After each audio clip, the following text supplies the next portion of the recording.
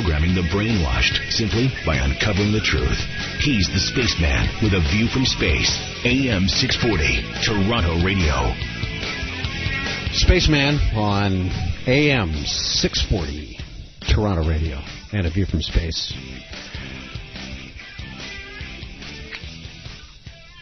You want to give me an email, it's spaceman@640toronto.com or space@640toronto.com. Been talking about Hecate, the goddess of crossroads.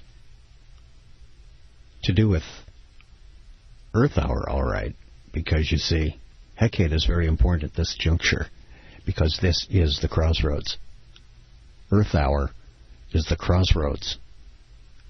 You have come to a spot in the road. Now you must change direction. Is that not what Earth Hour is about? Of course it is. We're at the crossroads, and they're threatening. If you don't obey and do what we say you have to do to get out of this jam, all hell will break loose. I've got news for you. Even if you do it, they say all hell's going to break loose. This is just going to speed it up. Earth Hour. I call it the dipstick. Yeah, it's the dipstick to see how far their brainwashing has come.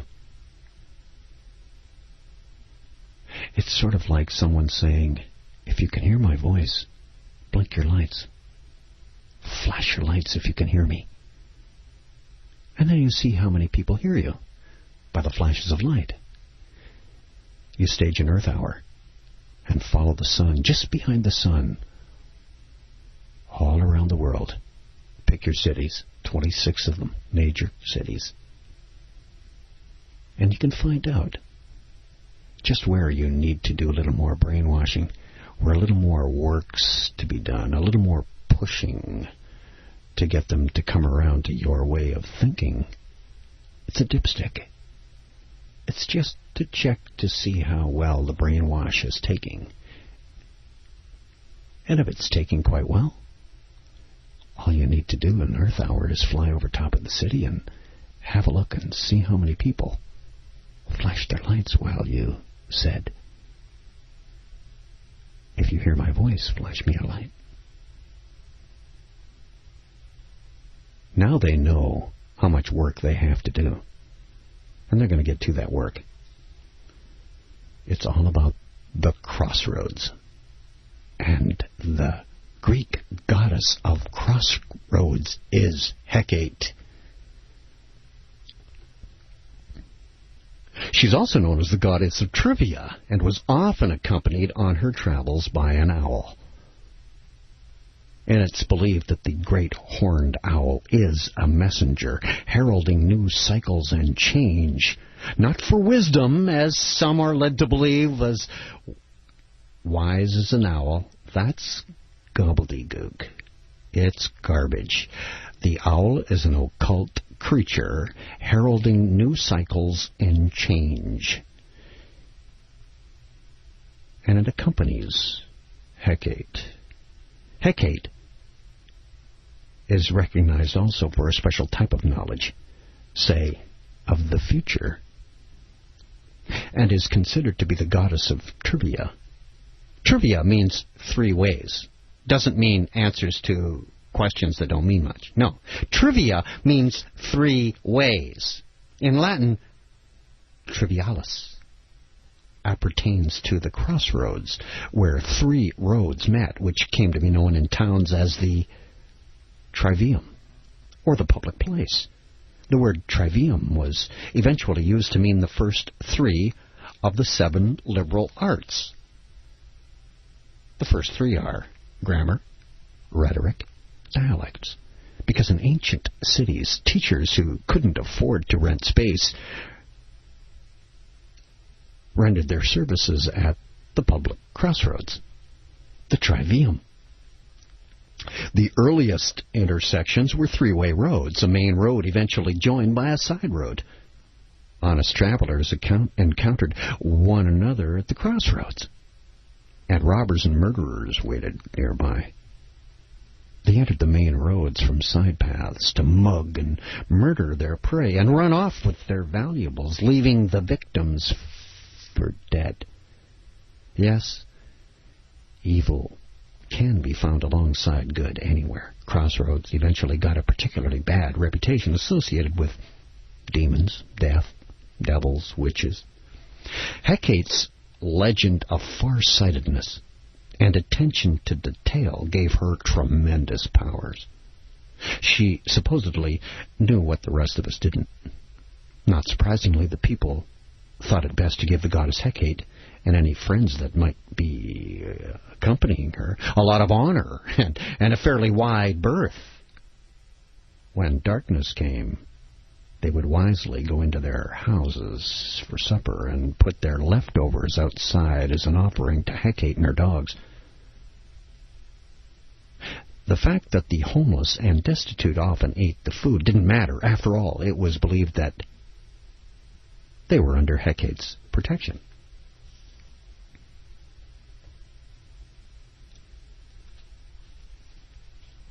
Three face masks also hung in the entrance of homes, honoring the goddess Hecate. 3 faced masks. Of course,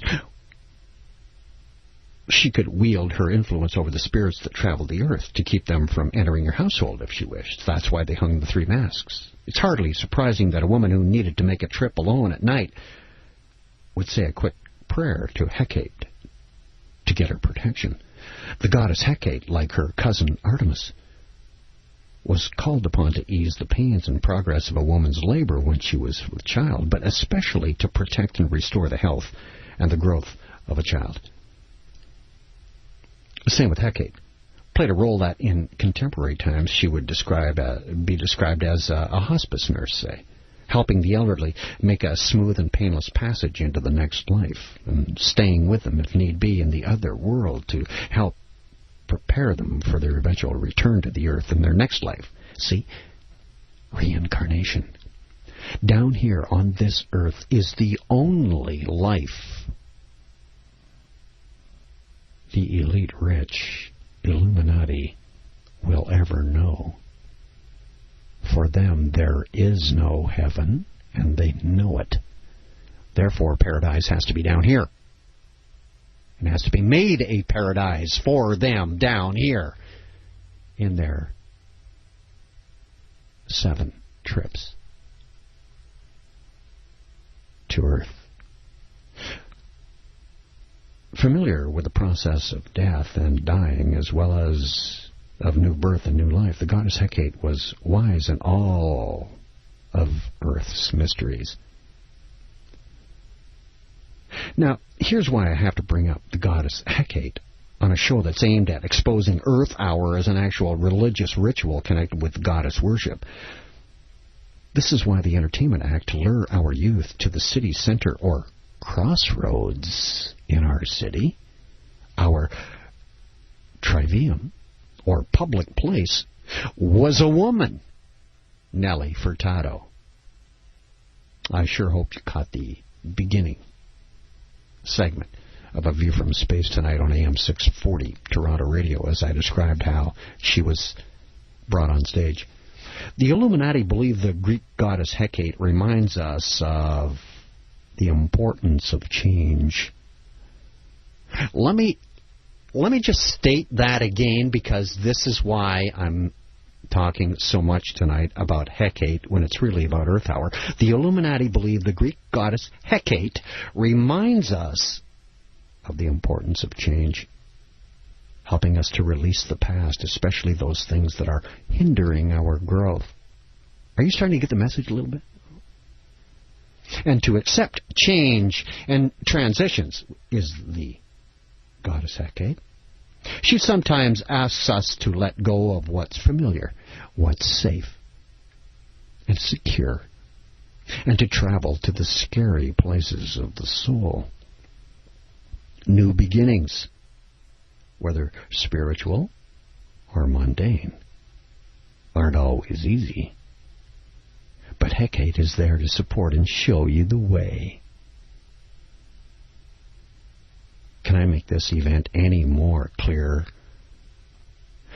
that it's nothing more than an ancient sacrificial ritual to the earth goddess Gaia, using Hecate to show the way, to illuminate the way, the Shining One. The Illuminati want your sons and daughters to know, and you too, that although Hecate's name means the distant one, Hecate is always close at hand at times of need, helping us release the old familiar ways and find our way through new beginnings. Now, do you understand what Earth Hour is really about?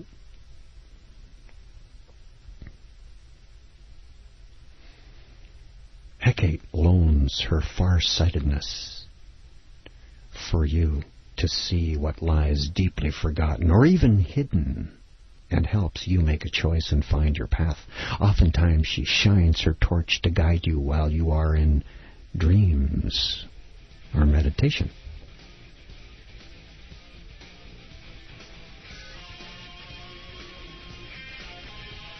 Aren't you glad we have Hecate to guide us through climate change and Earth Hour? I'm serious. I mean, the Illuminati believe this. Space back with more in a moment on AM 640 Toronto Radio.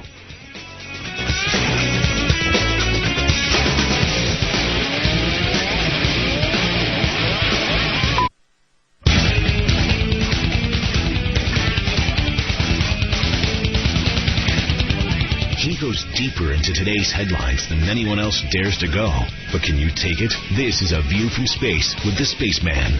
AM 640, Toronto Radio.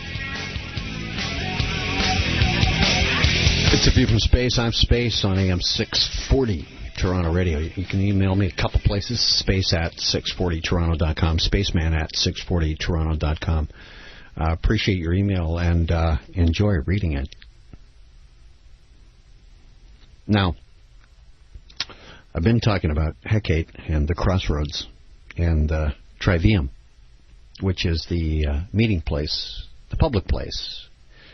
In all cities, they had a Trivium.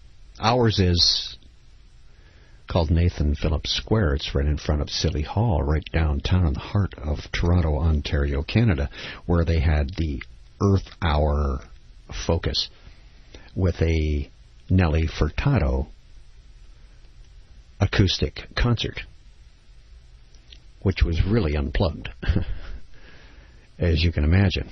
Talk about saving electricity. There wasn't a wall of Marshall amps blasting out a screaming guitar, sucking up the power. And it was a female, of course,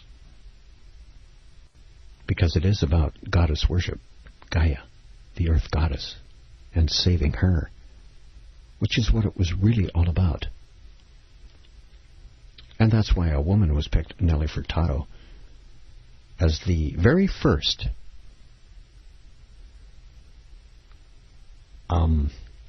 should I say embodiment of Gaia for this Earth Hour, this first Earth Hour, because there will be another Earth Hour next year on the same date. And the dipstick will be stuck in again to see how well they're doing with the brainwashing. And if it's not going so well, they'll step up some action to make you, let's say, convince you to come over to their side, the dark side, which happens to be the theme, really, of the past year or so. But tonight,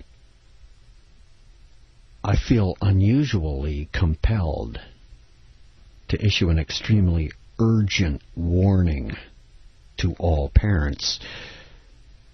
If any of our kids, any of our children were standing on a train track with a train bearing down on them, as a parent you would immediately act to save that child no matter what.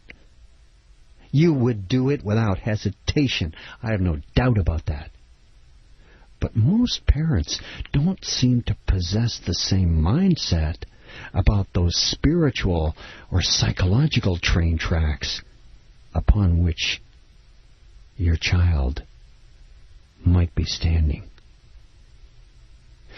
A lot of parents seem timid about going to the defense of their kids in this increasingly evil, occult world that's being slowly but surely, gently forced on us a Luciferian indoctrination.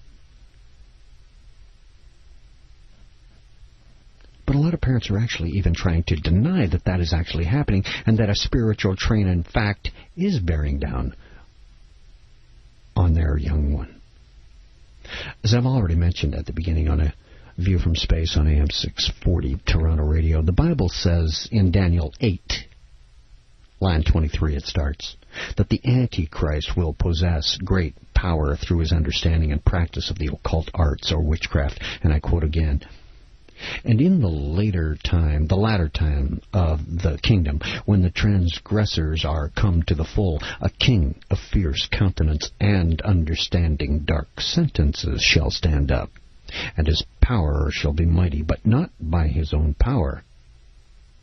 And through his policy also he shall cause craft to prosper in his hand. That's chapter 8. The sun worshipper's number. The phrase is verse 23, a very important Illuminati number again, denoting something that affects everyone's life. The line is that Antichrist shall understand dark sentences, meaning that he will fully understand the dark secrets of the practice of witchcraft. Then in verse 25, the 7. Yes, it breaks down to a 7. In verse 25, it says, he shall cause craft to prosper in his hand. This word craft clearly refers to witchcraft, the occult. In other words, the Antichrist will be an adept in witchcraft and will be able to use his satanic power mightily mixed with his technology as he deceives the people of the world into worshiping him. This is precisely what's foretold in verse 24. And the power of Antichrist would be mighty, but it would not be his own power. Rather, his power will be entirely from Satan. And that verse number is 6. Verse 24, which is a 6. For all man will be deceived. It's the same thing repeated again, the same story repeated again in Revelation 13. Yes, the cult number 13. And it says, where the beast, who is Antichrist, is empowered by the dragon, who is Satan. Remember, 13 is the number of the cult, the total rebellion against the true God. But in this passage in Revelation, we see only one other very important factor. You see that the entire populations of the nations of the earth will be totally deceived by the signs and wonders of the beast and will worship the dragon through the beast. For the people of the earth to worship the Antichrist as he leads them in active witchcraft, these people must have reached the point where they feel comfortable with principles and the outward manifestations of the occult in their own personal lives. In other words, pre-programmed. Make no mistake about that fact, that at this prophesied future crossroads in history, when the Antichrist leads the world in the worship of Satan, the manifestations of witchcraft will be so blatantly obvious. It's not like this could never happen, because it already has.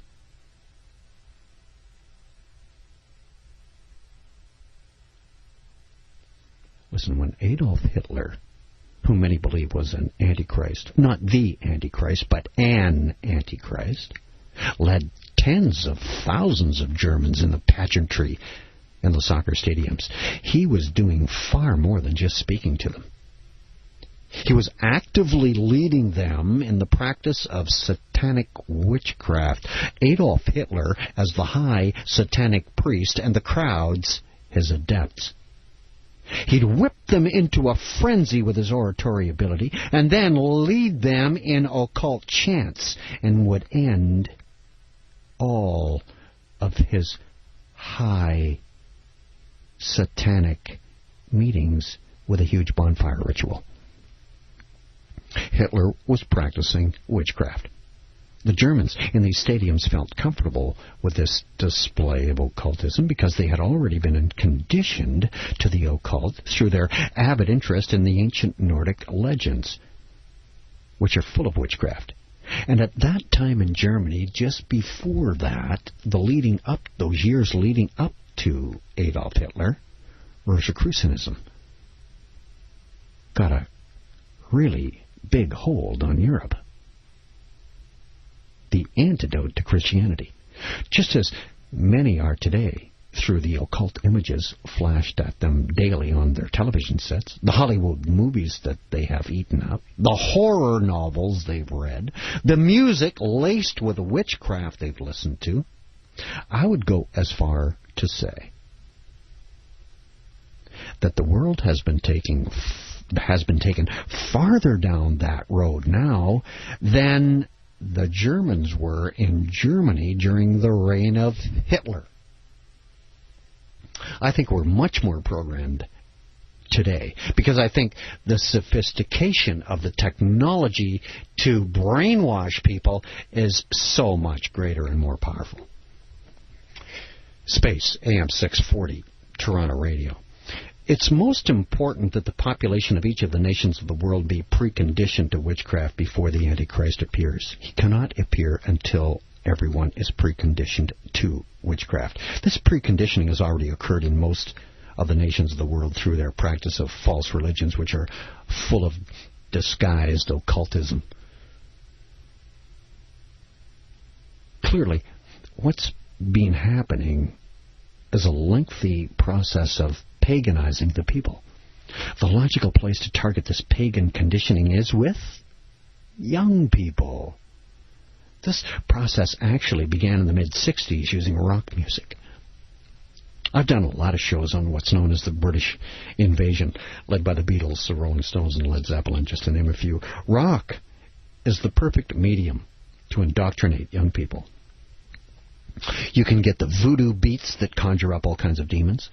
And they can learn all the key elements of Satanism while being entertained because you can lace it into the lyrics of the rock songs. Coming up next, the altered state rock music puts you in for programming purposes. Space, AM 640, Toronto Radio. Back with more in a minute.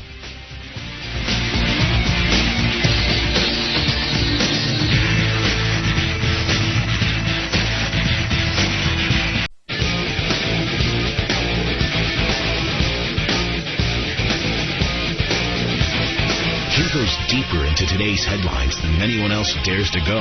But can you take it? This is A View from Space with the Spaceman. AM 640, Toronto Radio. Emails at spaceman@640toronto.com or space@640toronto.com. A couple of addresses for you if you'd like to make a comment on tonight's topic. This is AM 640 Toronto Radio and A View from Space. I've been talking about rock music and the British invasion, which is really the first onslaught, the first big attack on the baby boomers in the 60s to sell the Luciferian indoctrination. Songs that are laced with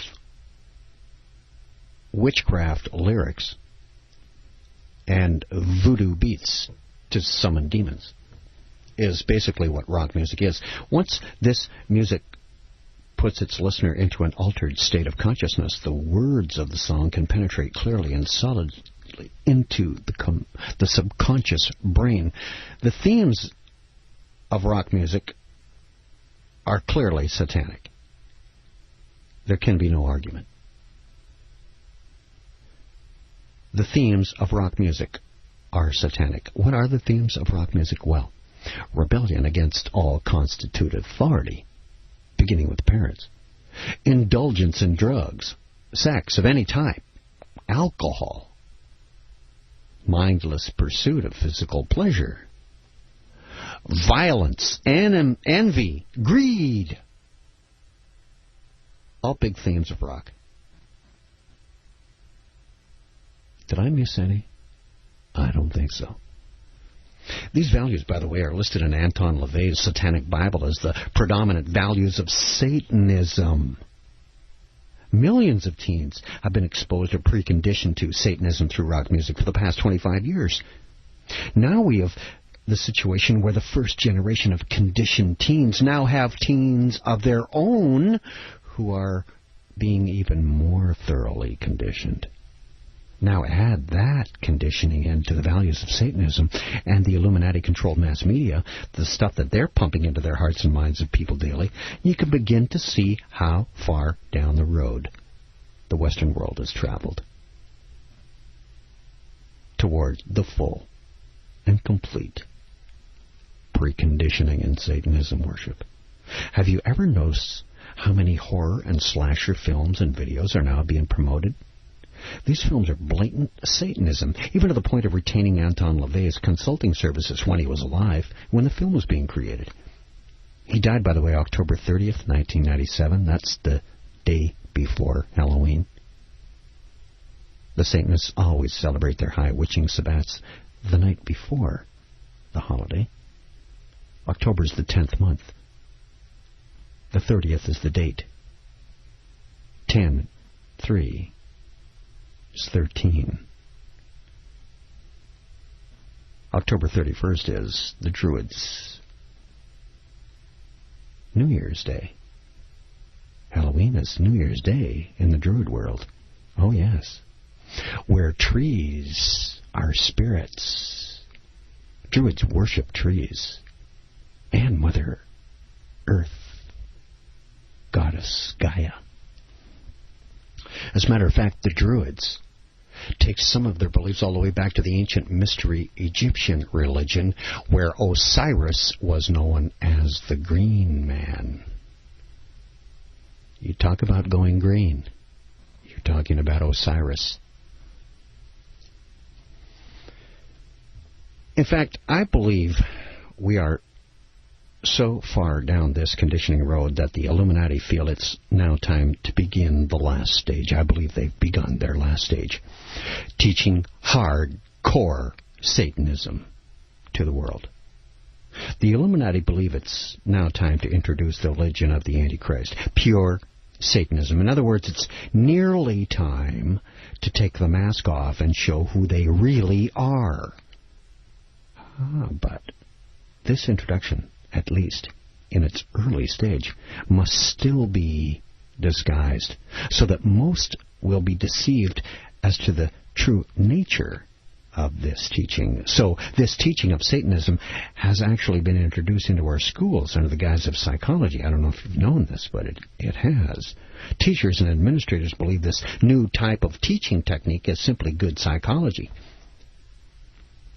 Since we now have a better understanding of how the human mind works and learns today, most people believe that lie, that new techniques are simply disguised to better educate the student. If you attempt to warn them of the occult origin of this mind control technique they're using, they'll fight you tooth and nail and defend it because it is supposedly a brand new psychology technique. They're completely deceived, or liars, if they know the truth. Make no mistake. This new technique of teaching is not new at all. It's, in fact, just the opposite. It's very ancient witchcraft. The new teaching technique is, in fact, the old occult technique called creative visualization, or guided imagery. This mental imaging technique is one of the most important parts of virtually all religions in the world today and in the pagan ancient civilizations throughout history. Tony Robbins and others like him have been selling this idea on infomercials on late-night television for years. It's also called mental imaging, where the teacher instructs the class that each student would have to pay close attention and follow the instructions carefully. Then the students are taken down a path of mental preparation for creative visualization or guided imagery. The students are told to clear their mind, first of all, of absolutely everything, every active thought, every stray thought. The objective here is to take the normal active mind, the true God created, and make it into a blank hard drive, a blank TV screen, whatever, The students are then told to create a picture from the stories they're about to hear. They're all instructed to use all of their senses, including intuitiveness and gut feeling. This process is called creative visualization. This technique has been used over and over with the instruction to visualize world peace in the past. While no one is against world peace, the people that are practicing this method of everyone coming together as one and thinking one thought are dangerously entering the ancient occult ritual known today as creative visualization. This is how the Antichrist will operate when he arises.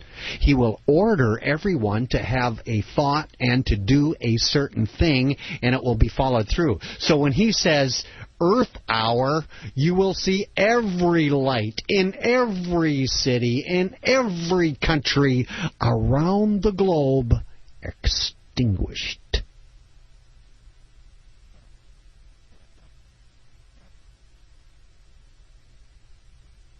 That's what visualization, creative visualization, is preconditioning people to do right now. It's being taught in schools. It's actually trance-induced mass brainwashing. They actually believe that a person can create their own reality by the power of their mind. And if enough people are attempting to create the same reality, that reality will be created. Surely, as I've just mentioned, you've heard about the New Agers all over the world who've been holding harmonic convergence for world peace. They believe that if enough people worldwide are attempting to create world peace through the power of their mind, utilizing the occult method of creative visualization, world peace will be created. This is the exact same concept, the exact same black magic spell being used for Earth Hour.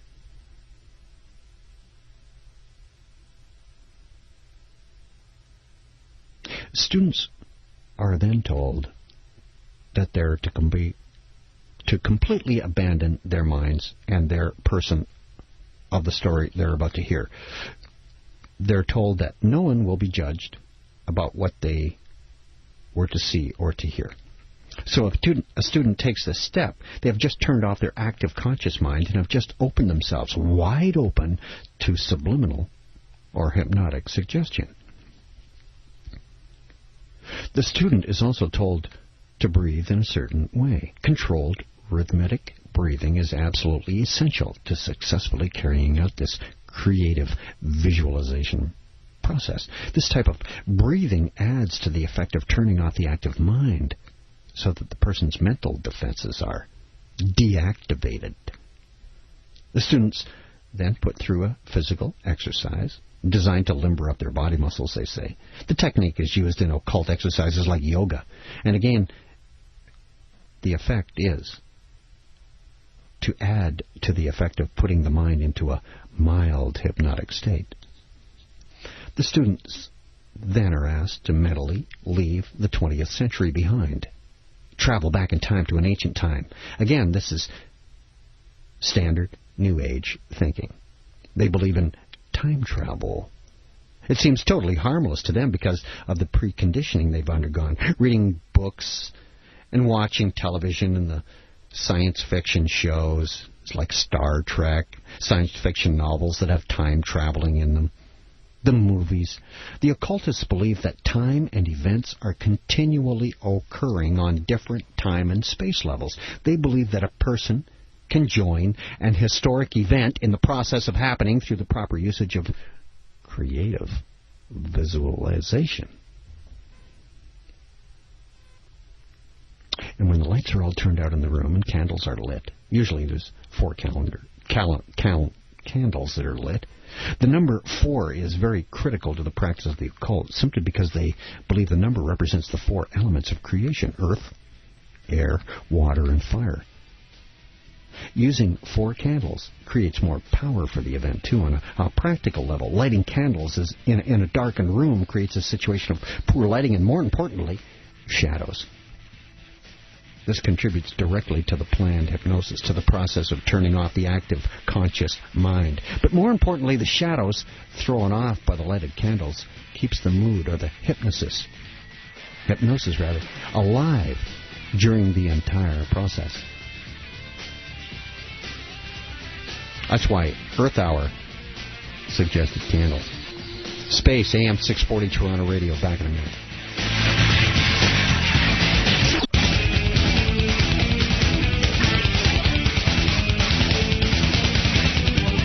History buffs, monarchists masticate, truth seekers cheer. He's the spaceman with a view from space. AM 640 Toronto Radio. Thanks for the email. Space at 640toronto.com is one address. Spaceman at 640toronto.com is the other. On Space, it's AM 640 Toronto Radio and a view from space. So we're at the crossroads. Gaia worship. Earth Hour is a dipstick, just to check to see how well the brainwashing is going. You count the lights. It's that simple. You fly over the cities that you're doing Earth Hour in, and you have a look. How many obeyed? We're at the crossroads. We have Hecate to help us. The Greek goddess reminds us of the importance of change, helping us to release the past, especially those things that are hindering our growth. Get the message? Hecate, the goddess of the crossroads. Gaia worship. Gaia is the earth goddess, represents the earth. We're killing her with our way of life. If we don't change at this crossroads, all hell will break loose. Well, I've got news. Even if we don't, all hell's going to break loose. So it's a slow but sure, gentle force that's pushing us into Luciferian indoctrination. And it's happening in our schools. I'm describing it as the student's mind is wiped clean like an erased hard drive, like a blank television screen, a blank canvas to paint on. Then a little bit of exercise, a little bit of relaxation, a little bit of rhythmic breathing, and then the lights are all turned out, the candles are lit. At this point, the students who are actively participating are in a passive conscious state of mind. Their conscious mind has been turned off. Their mental defenses also have been turned off. At this point, every value and attitude which that student has been taught throughout their life is turned off. The defenses of the conscious mind are programmed according to taught values and attitudes. So, when the values and attitudes are turned off, the student is helplessly open to any new value or attitude that now can be placed in their opened subconscious mind. Remember, too, that a person's subconscious mind does not have a defense mechanism. It will completely accept anything and everything to which it is exposed. When a person awakens, They won't be quite the same. Their underlying values, attitudes, will be slightly changed, altered. If they participate in a bunch of these mind-altering creative visualizations over a period of time, they will likely change their actual fundamental way of thinking and looking at every situation in the world around them. It's no different than going to a whole bunch of Tony Robbins meetings or guys like him through repetition adopt Tony Robbins' ideas. And he makes his bucks on making you think that you're going to catch his ways, start practicing his ways, and start making a lot of money like he does. But actually, he's making money off of suckers that believe that gobbledygook I just said. And this process of change is completely invisible to the person affected. When they just slowly slightly alter their attitudes, and then more and more. And to the people that are around them, their close friends, their family, until that time has arrived when their complete worldview has changed, they go, I can't understand my son or daughter. I don't understand how he or she could have been so completely changed. This conditioning process has been an essential part of the practice of the occult for a few thousand years. There's absolutely no doubt about whether this technique works because it has held entire populations of India and China captive for hundreds of centuries. Satan uses this process to bring people into bondage. Once the student's in the proper altered state of consciousness, they're told stories. Remember, step 3, each student is asked to completely abandon their mind and their person to what they are about to hear. What story are the students then told? Stories filled with pagan religious activities. What else? If I have time to get to the stories, I will. But you need to be aware of how vivid the mental pictures will be when they hear the details of the stories when a person in this altered state of consciousness in visualization actually works. Their subconscious mind is the only part of the brain receiving this stimulus by voice, their mind. The student will then mentally receive the words and the images the words create with a mental vividness that is unparalleled, almost supernatural. What's more, their emotions will be stimulated to the heights that they've never conceived of or even experienced before. This is as close to being high on drugs as you can imagine. This kind of mental stimulation can quickly become addictive. As a matter of fact, in the 1980 movie Altered States, which has already been showing to us over 20 years ago now, almost 30, a research scientist who believes in different states of consciousness uses a sensory deprivation tank and hallucinogenic drugs to find the ultimate truth. But, you know, it's a movie. As soon as mind-altering experience get out of control, and there's the movie. But they show the concept, the same concept as I'm describing here. Finally, each student will vividly be a participant in the story. They will feel the emotions of every participant. They will feel their pain, their happiness, their sorrow, to the point where the beliefs, the attitudes of the story characters become the beliefs and the attitudes of the person participating in this mind-altering exercise.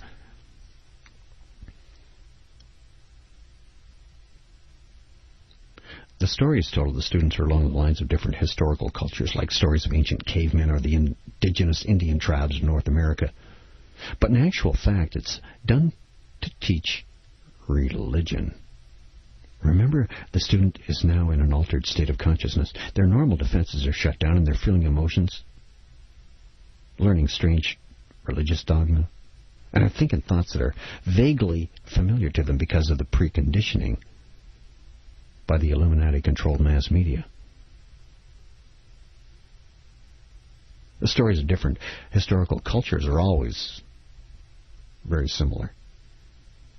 For example, the caveman stories' central character would be a healer, a mystic man who fills the role of the shaman, who is nothing more or less than a witch.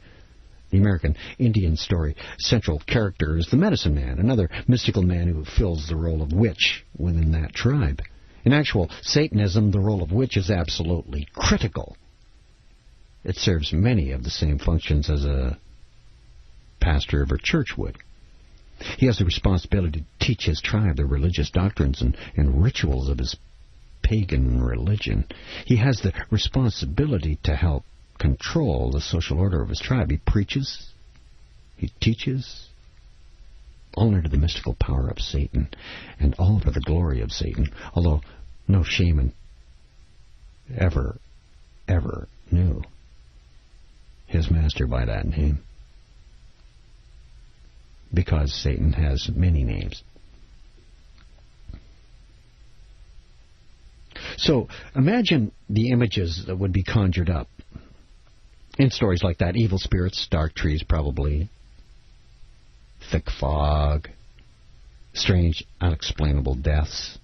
Sound like your favorite satanic horror film? Students see spearmen throwing their spears that were guided by the power of the mind of the warrior. This is the most common belief among the occult, especially the occultists of the New World Order. They believe that they can create reality with the power of the mind. And they believe they can visually guide a projectile from their body to the intended place of impact, to hit their target.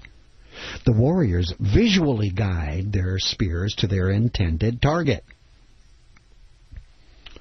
And there are many stories today who actually profess those beliefs. Let's take, for example, in today's world, in the sporting world, people have the same belief. It was Jim Kelly of the Buffalo Bills a few years ago when they were playing the New England Patriots. Kelly played a really good game. He had a great game, as a matter of fact. He credited his success through the air during this game to his ability to visually guide the football from his hand to the hand of his receivers. He was talking about an ancient occultic belief. Alex Rodriguez, A-Rod, does the same visualization. He's even hired a psychologist that travels around with him to keep his focus and remind him of things that he's slipping on, to remember to think about. Remember that nothing about the New Age movement is actually new. Space, back with more on A View from Space on AM 640 Toronto Radio. The opinions expressed on this show do not necessarily reflect those of AM 640 Toronto Radio.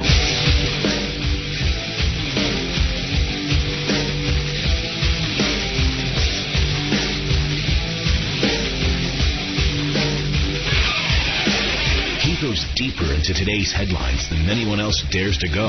But can you take it? This is A View from Space with the Spaceman. AM 640, Toronto Radio.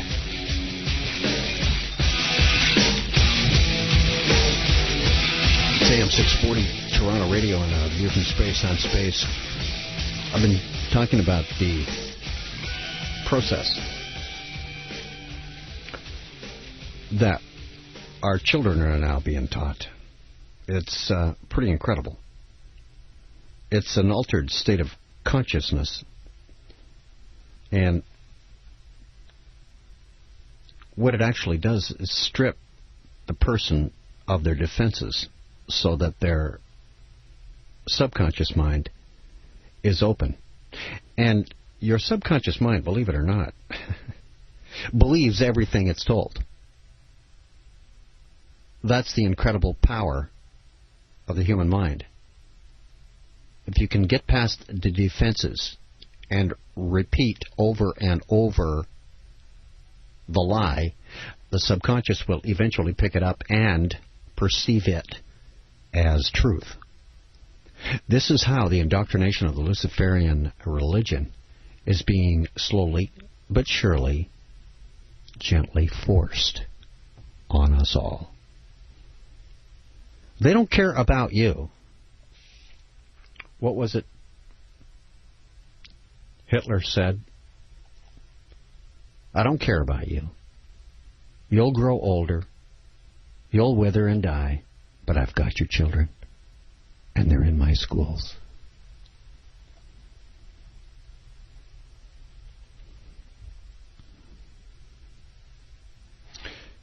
The stories, when they're in that very vulnerable position, are always about life and death. For instance, how animals must feel as they're being killed for food. Do they feel pain? The story would ask the student, do some of these animals' spirits leave the body of the animal voluntarily? Or do some fight to try and stay in the body? With the students in a heightened state of emotion, this type of emotional manipulation becomes highly significant. Probably for the first time in their lives, some person may actually begin to see animal spirits as being the same as human spirits. Just as the occult has taught. But they're not. Animals and humans are different species. But the Illuminati would have you believe man is an animal. Cue Charles Darwin. Survival of the fittest. Law of the jungle. That's how it is in business. That's how it is in competition in the world today. That's how they've made it. Because we used to get along fine before we started chasing money, when it was just food that we were swapping. And a barter system. We never needed a middleman. Now we don't go out searching for food all day. We'll go out searching for dollars to buy the food. Up pops the middleman. The currency guy, the money guy, the bank, the elite rich, the Illuminati.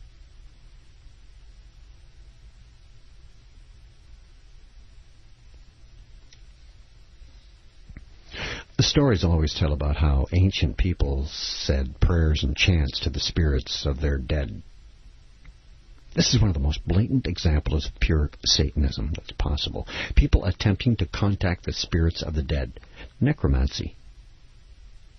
Hecate's specialty, the goddess of the crossroads. So many occult groups throughout history attempt to contact the spirits of the dead. This is the one very telling mark of a pagan religion. Prayers attempting to contact the spirits of the dead.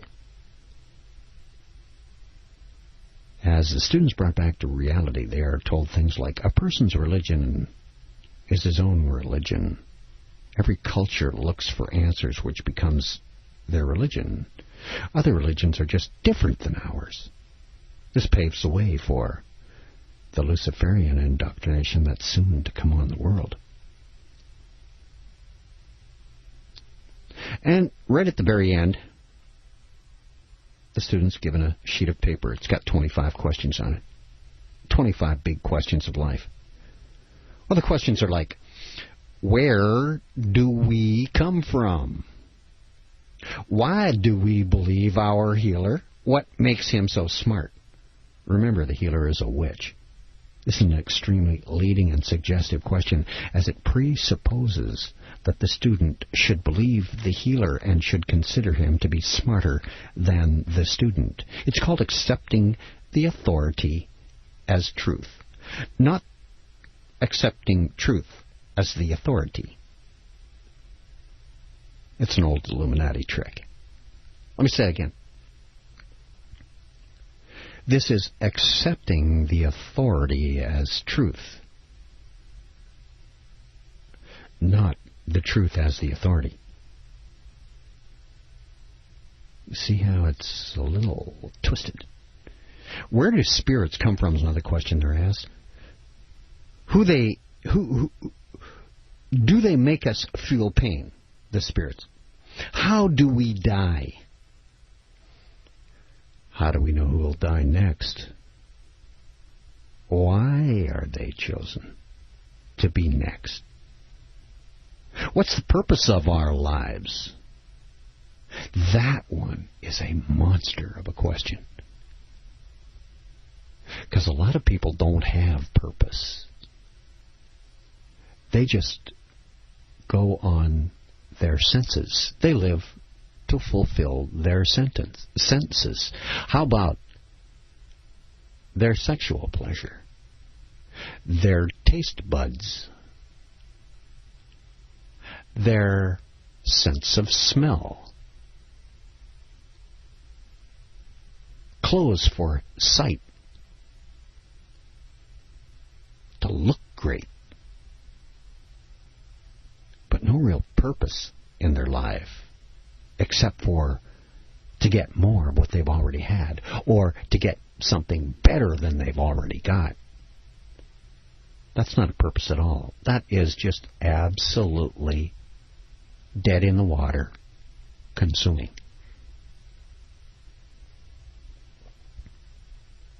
Where do spirits go after death? Can we try to change our lives? Is another question. And the final biggie. Is there a supreme being in charge? These are obvious questions of religion. Parents, listen carefully. We're in a war.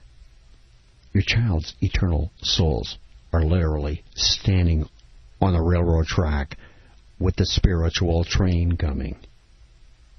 The mind is the battlefield for the soul, which is what Lucifer wants. That's why he works so hard on your mind. Because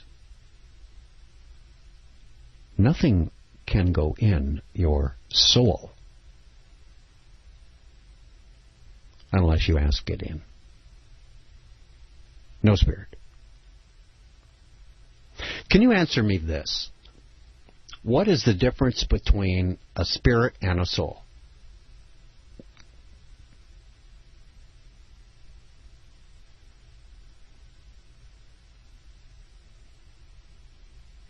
Okay, take a coffee cup. This one right here. This coffee cup is your soul. It's a house for a spirit. Because I can put in orange juice, or I can put in whiskey, or I can put in water. Whatever spirit I want goes into my soul. Get it? So the spirit lives inside the house called my soul. So I can put whatever I want into my soul, whatever spirit, but I can't put in good and evil. They don't live together. One will destroy the other and probably destroy you on the way. The mind is the battlefield for your soul. Look out, duck, here comes Earth Hour. Just missed space. Back in a moment on AM 640 Toronto Radio.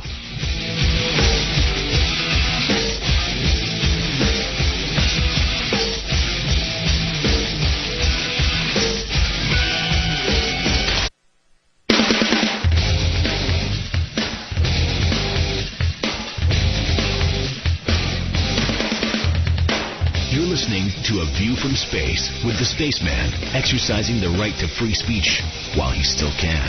AM 640, Toronto Radio. Space on AM 640, Toronto Radio. Final segment on A View from Space. So, you know there is a battle going on for whose spirit goes into your soul. And the Illuminati want you to choose Lucifer because they cannot force that part of it on you. They can only trick your mind into believing it's true so that you will accept it, thinking it's good. Earth Hour is an attempt to indoctrinate you and your children into a Luciferian religion, goddess worship, that is deceiving people around the world into believing that simply by everyone thinking the same thing that it will change the world to the way we want. The truth is, it'll change the world all right if this process is followed. But not to what we want, but to what the Illuminati want.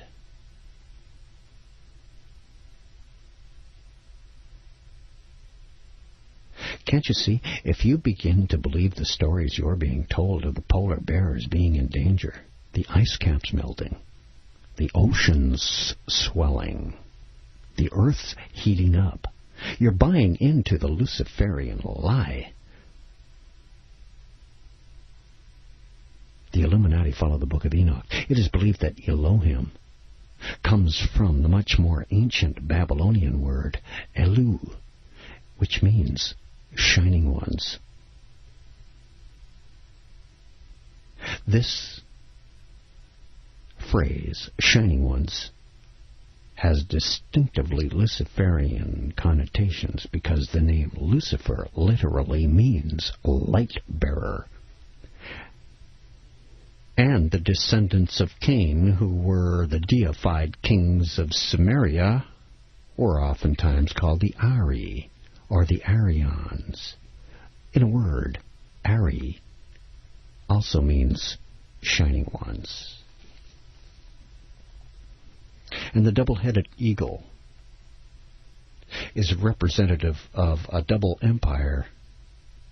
And on the division of the Roman dominions into the Eastern and Western Empire, which were afterwards consolidated by the Carolingian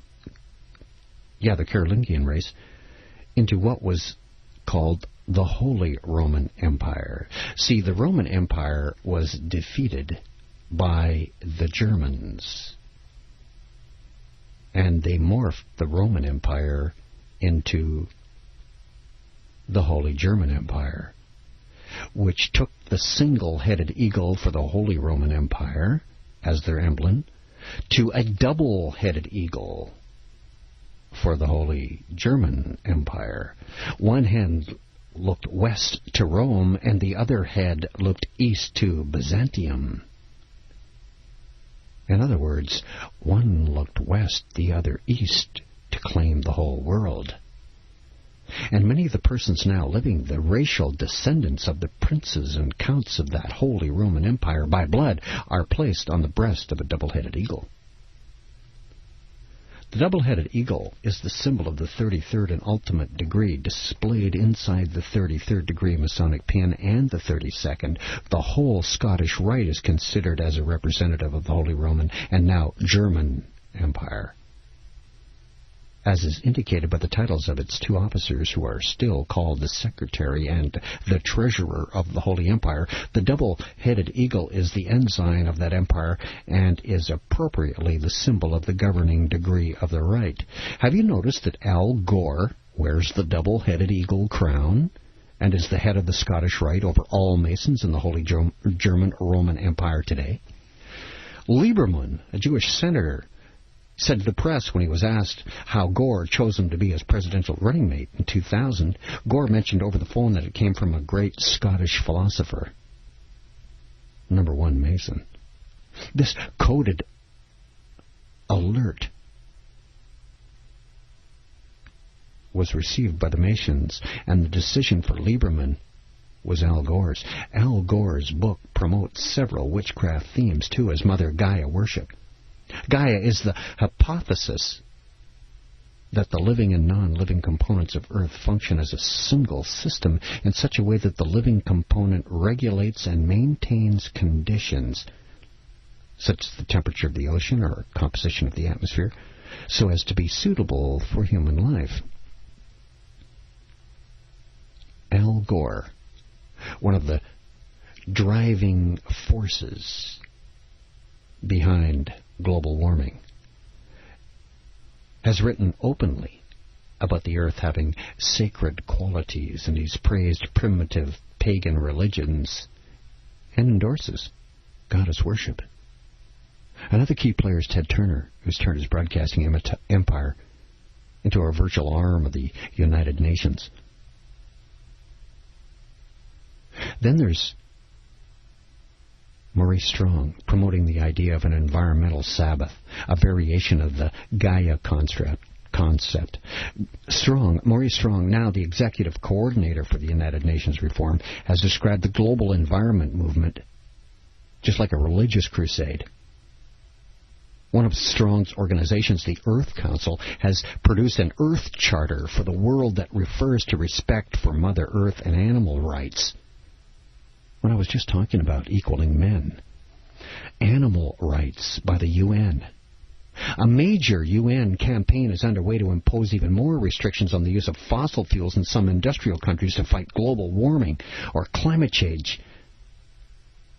It's a preoccupation with Gaia that's driving this global warming hoax.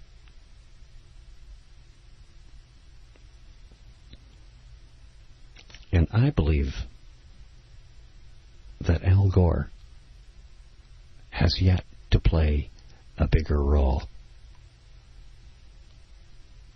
I believe Barack Obama will put Al Gore on his ticket to be his vice president, which will be enough to send the superdelegates into a room to say, he's the man, let's get him in.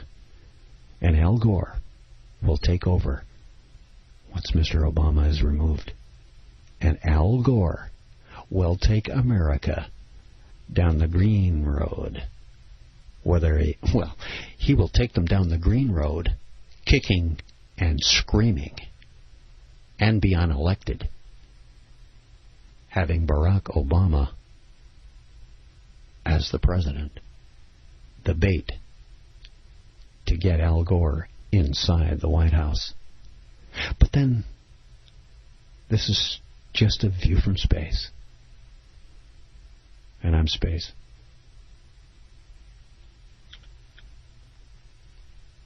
This is AM 640 Toronto Radio.